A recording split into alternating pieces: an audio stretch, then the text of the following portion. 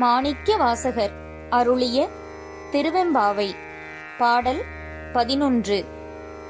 மொய்யார் தடம் பொய்கை புக்கு மூகேரென்ன கையால் குடைந்து குடைந்து உண்கழல் பாடி ஐயா வழியடியோம் வாழ்ந்தோம் காணாரழல் போல் செய்யா வெண்ணீராடி செல்வா சிறு மருங்குல் மையார் தடங்கண் மடந்தை மணவாளா ஐயா நீயாட்கொண்டு அருளும் விளையாட்டின் உய்வார்கள் உய்யும் வகையெல்லாம் உய்ந்தொழிந்தோம் எய்யாமல் காப்பாய் எமையேலோரெம்பாவாய்.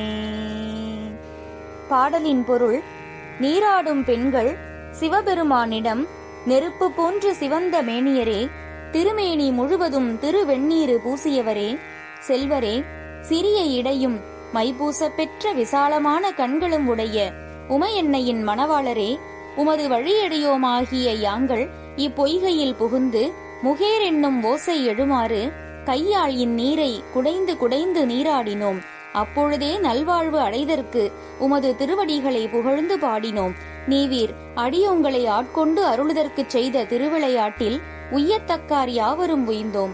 இனி அடியோங்கள் பல பிறவிகளில் பட்டு இளைத்து போகாமல் காத்தலை செய்தருளுவாய் என்று துதித்தபடியே நீராடினர்.